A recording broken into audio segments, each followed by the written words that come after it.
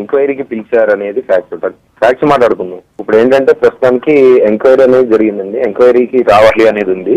So నాకు తెలిసి ఏంటంటే ఇప్పుడు లాస్ట్ 1 month లో చాలా మంది ర్యాకెట్ ఉంది, చాలా మంది పిల్లలు ఎఫెక్ట్ అవుతున్నారు, చాలా మంది కొని అమ్ముతున్నారు, లేదంటే కొన్ని కన్స్యూమ్ చేస్తున్నారు అనేది ఒక యాంగిల్లో లాస్ట్ 1 week నుంచి ఎక్స్ట్రాడినరీగా పోలీసులు దీన్ని ట్రాక్ చేస్తా ఉన్నారండి.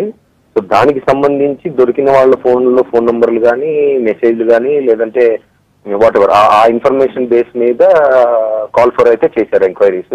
హూఎవర్ ఈజ్ ఇన్వాల్వ్డ్ వాళ్ళ ఫోన్ నంబర్ నుంచి వెళ్ళిన ఫోన్లు, ఆ ఫోన్ నుంచి వెళ్ళిన ఇంకో ఫోన్, ఇలాగా 2-3 యాంగిల్స్ లో ట్రాక్ చేసి వాళ్ళని ఎంక్వైరీకి అని పిలిచారు.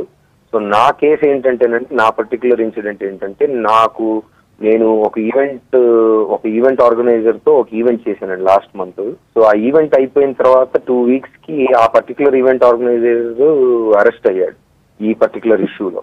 సో ఆడి ఫోన్ చూస్తే, ఆడి మెసేజ్ చూస్తే నేను కంటిన్యూగా ఒక 2-3 weeks వాటితో చేసిన కోఆర్డినేషన్లు అన్నీ ఉంటాయి దాంట్లో ఫోన్ కాల్స్. సో ఆబ్వియస్ గా మీకు ఒక డీలర్ అని ఒకరిని పట్టుకున్నప్పుడు వాడి దాంట్లో ఫోన్ నెంబర్ ఉన్నప్పుడు పిలిచి ఇక్కడ ఎందుకు ఉందని అడగడం అనేది వాళ్ళ డ్యూటీ, క్లారిటీ కోసం. సో అది ఎందుకుంది, నేను వాడితో ఏం డీల్ చేశాను, లేదంటే వాడికి నాకు ఏం సంబంధం అని చెప్పాల్సింది నా రెస్పాన్సిబిలిటీ.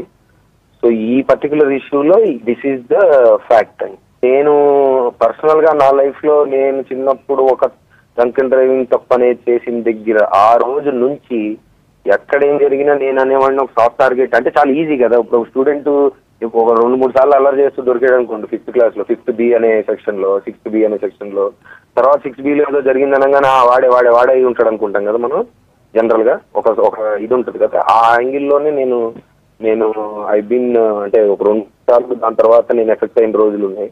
లక్కీగా ఏంటంటేనండి, నేను తప్పు చేసినప్పుడు మా పేరెంట్స్ పడ్డ బాధ నేను చూసి, అంటే పబ్లిక్ షామింగ్ ఉంటుంది కదా, ఇప్పుడు రోజు 200-300 మంది దొరికినా ఒక యాక్టర్ అదే పని తప్పు చేసి దొరికితే వాడి గురించి మాట్లాడుకుంటాం తప్ప ఇంకా దేని గురించి మాట్లాడడం. వాడు తప్పు లేదని కాదు, బట్ మాకు వచ్చే ఎఫెక్ట్ చాలా ఎక్కువ.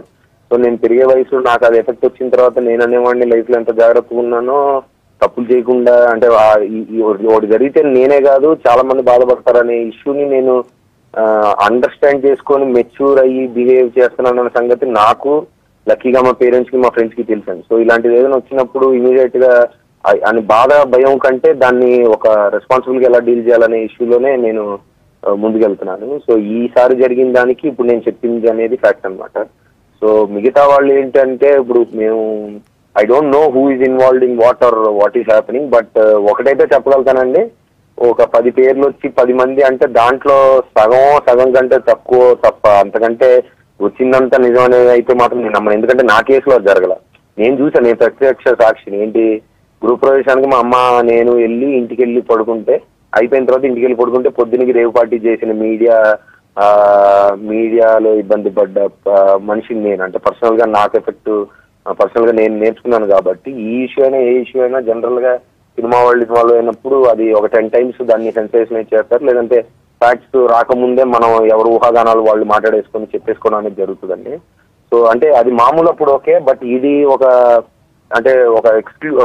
పర్టికులర్ గా బ్యాడ్ ఇష్యూ అండి. అంటే ఒక హైదరాబాద్ సిటీ ఇమేజ్ కానీ, ఒక 8th 9th class పిల్లలు, అంటే నిజంగా డ్రగ్స్ చేసేవాడు కూడా ఈ 8th class 9th పిల్లలు చేస్తున్నారంటే వాడు కూడా బాధపడతాడు. అంటే అంత దరిద్రమైన విషయం అది.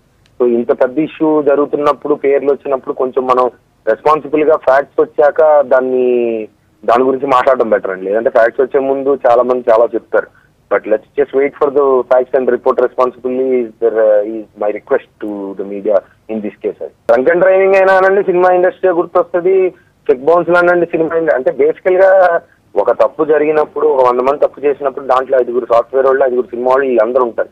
బట్ ఏంటంటే మనకి న్యూస్ కానీ, జనాలకు కానీ, ఎవరికైనా మోస్ట్ ఇంట్రెస్టింగ్ ఏంటంటే, మనకు అందరికీ తెలిసిన వాడు ఒక యాక్టర్ ఉన్నాడు కదా, వాడు ఏం తప్పు చేశాడు, లేదంటే సాఫ్ట్వేర్ వాడు ఎవడో ఏదో తప్పు చేశాడంటే మనం అంటే జనరల్ గా ఫోకస్ అయ్యేది సినిమా వాడు. బట్ అదో కాదు అండి, నేను అనేది ఏంటంటే డెఫినెట్ గా తప్పులు జరిగే ఉంటాయి. So what ever it is, but మీరు ఎఫెక్ట్ అవ్వడం కాకుండా ఇప్పుడు ఒక హైదరాబాద్ ఇమేజ్ కానీ, చిన్నపిల్లలు కానీ ఎఫెక్ట్ అవుతున్నారు కాబట్టి మీరు జాగ్రత్తగా ఉండి ఇలాంటి ఇంకా చేయకూడదు అనేదే ఫ్యాక్ట్. అంటే చేయకూడదు అనేదే మనం చెప్పగలిగింది.